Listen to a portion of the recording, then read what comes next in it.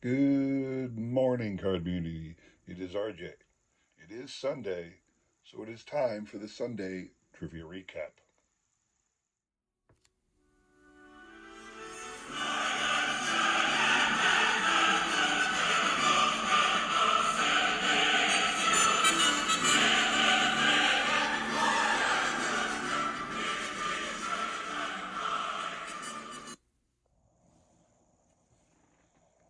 All right, then, let's get to it. Hope you all are enjoying your Labor Day holiday weekend, spending time with family and friends as the opportunity affords. But we got business to tend to today, giving away some awesome card prizes for your enjoyment. All right, so Monday's question: which World Series winning team is the earliest winner of a World Series that has yet to have a member of the World Series roster elected to the Hall of Fame? A lot of answers thrown around. A couple people did get it right. The answer is the 1981 Los Angeles Dodgers. This is the 81 team card. A lot of great players on the Dodgers back in the day. Hall of Famer, not Hall of Fame, but MVP award winners, Cy Young award winners. A lot of awesome batting leaders and home run leaders and all kinds of great players. But nobody has yet been so honored with election to the Hall of Fame other than Tommy. But it was the playing roster I was looking for. And so that was the answer. What you are playing for from 19, I'm sorry, for 2019, from 2021, the 1992 style insert from update that year of Jazz Chisholm's rookie card. Jazz Chisholm's doing pretty darn good this year. Certainly the Marlins are not, but that's what you're playing for. The individuals up here on the screen were kind enough to throw out a guess on that question. Everybody is pretty much a regular, so we will shuffle once and spin. Good luck to everybody on this one. So, did get a couple interesting things off the bay this week, showing off nothing really crazy, nothing to brag about in the world of baseball card collecting and the hobby. I would say, though, that I started some of the things I'm beginning to collect and to purchase are things that are highlighted on other people's channels. One of the reasons I like to watch as many videos as I can is because it allows me to see what else is out there in the world, what other people are collecting, what other people have stumbled upon. And I love finding videos where other people found interesting things that they didn't know existed, because chances are, if they didn't know it existed, I didn't know it existed. And then I will often set three. It's three for Pastor Ken. So congrats to Pastor Ken. You'll be getting this awesome Jazz Chisholm rookie card from 2021 update. Monday's question. Monday's question was, or I'm sorry, Wednesday. Wednesday's question, excuse me. Wednesday's question was an interesting one. I say that because it had a lot of caveats to it.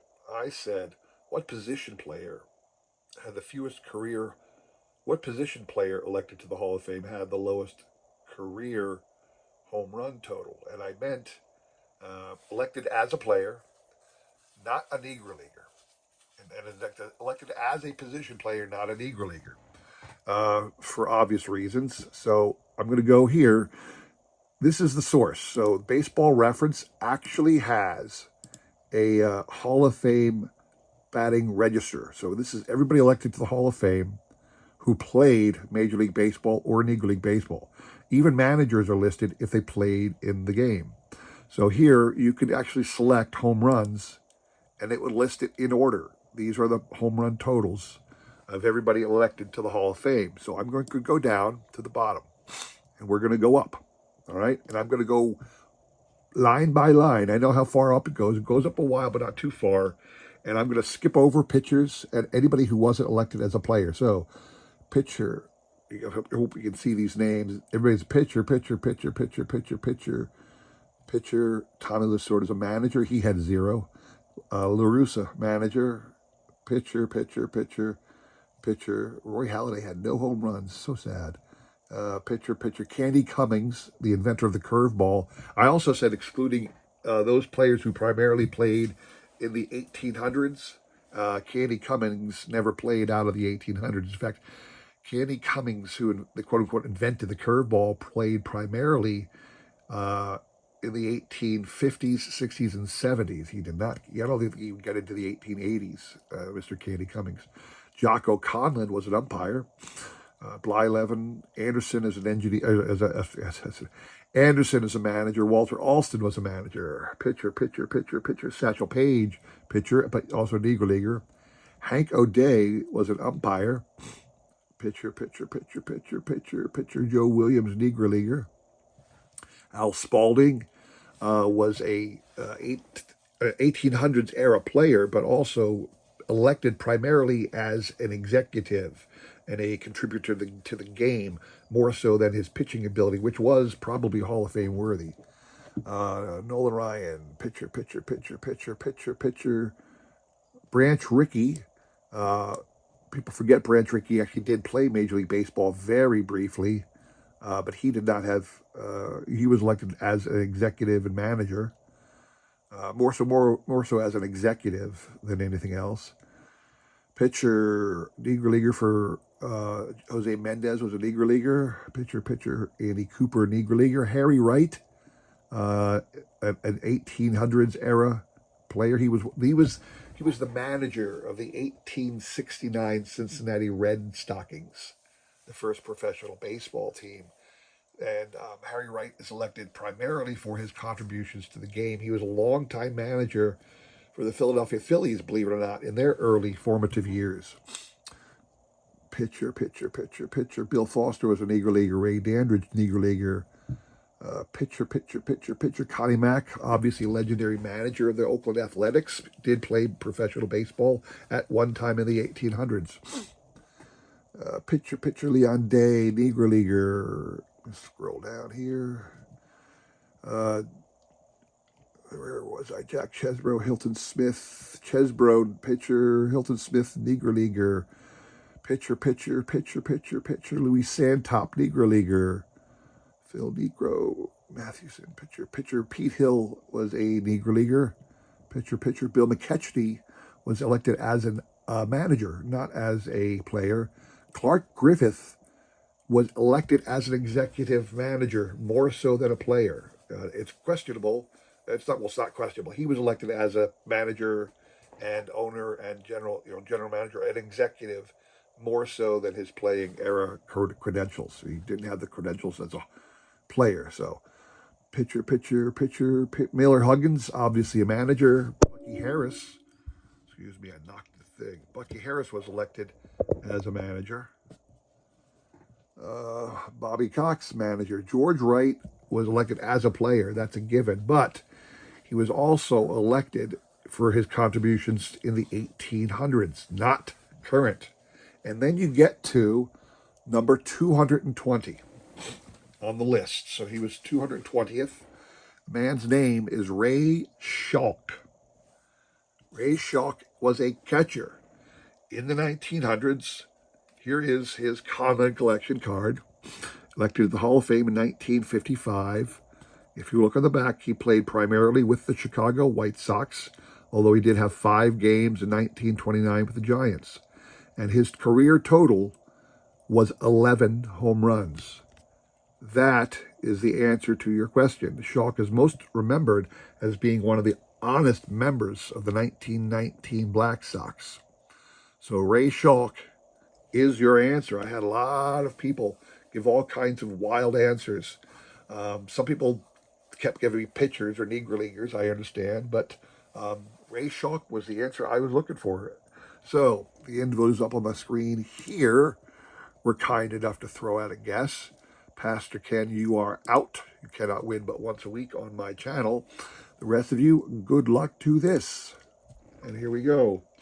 So, as I was saying, I I found a lot of interesting things on a couple other videos. Primarily, shout out to Mike Moynihan from Baseball Collector.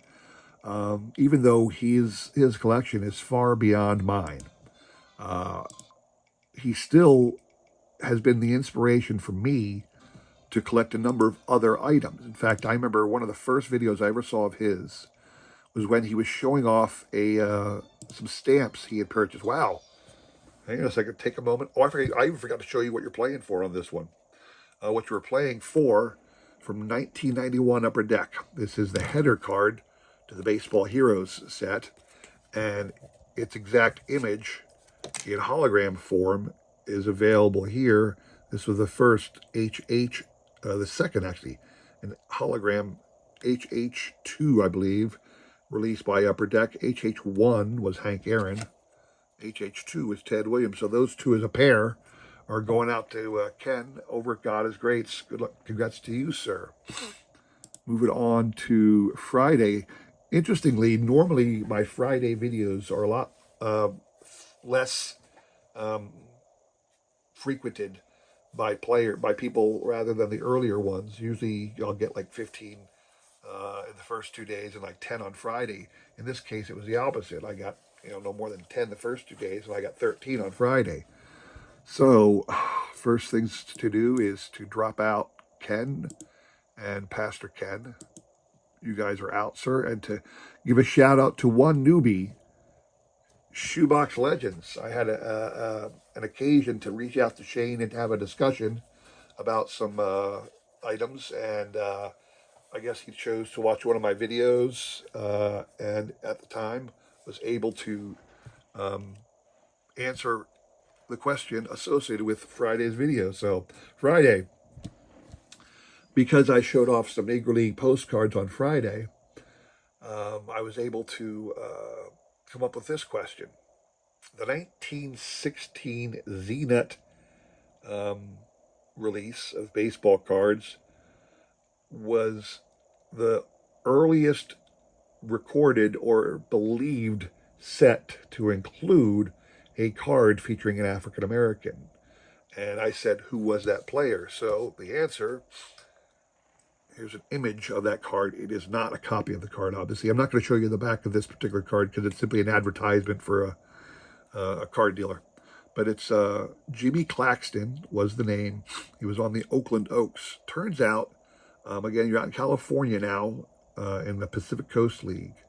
And the racist tendencies, while they existed everywhere, really in America at the time, were less severe in the north, certainly, and less severe out on the coast. And Jimmy Claxton was able to get promoted up to the Oakland Oaks for a brief period of time. And it just so happened that the day the photographer was going to be there to take these pictures for the set, Jimmy was on the team at that time, and he got his picture snapped and included in the release. So Jimmy Claxton is the answer, widely believed to be the first African American included in a major released baseball card set. It's impossible to know that. You don't know if there's small regional sets that we're not aware of that had an African American. Do you consider early postcards, baseball cards? A lot of vagueness in the answer, but that is the accepted answer to that question.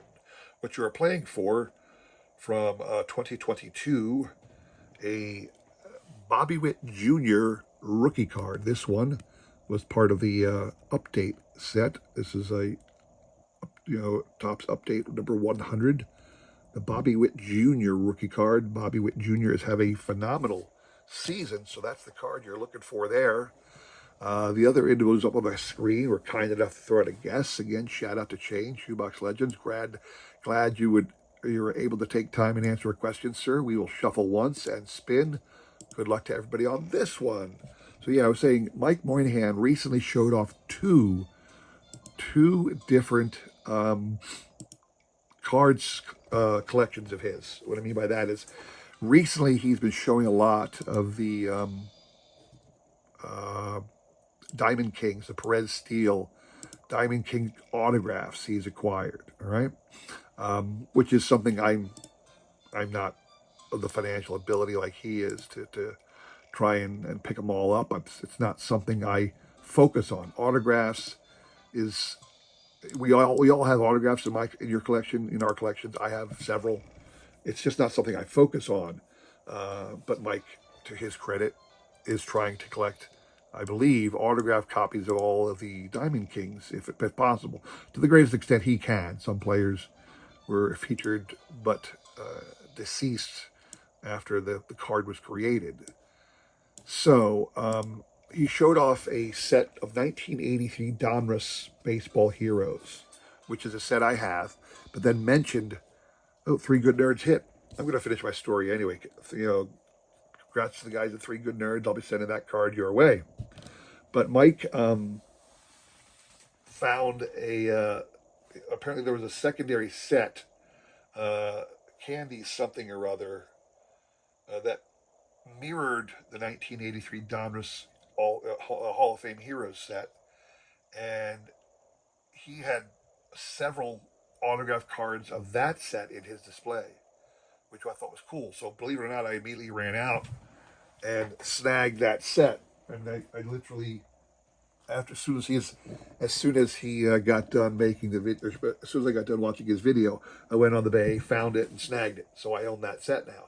And then just the other day, I was watching his video, and he showed off cards that were Diamond King cards, but they were from 1990 Donruss, is what you would think, because they had that red bespeckled pattern border on the cards.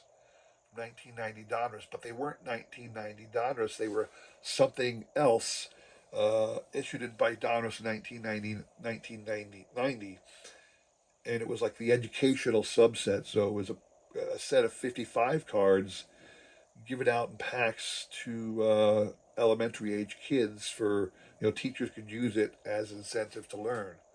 And it's 55 cards, and two of them were Diamond Kings. There's a little logo on these things that are separate. And sure enough, I looked it up, and boom. It's a little pricey, so I haven't pulled the trigger on it yet, but I got a couple of watches.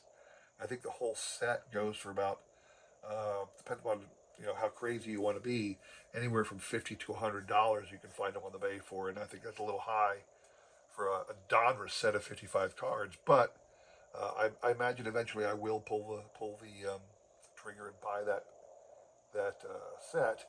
But it goes just goes to show you that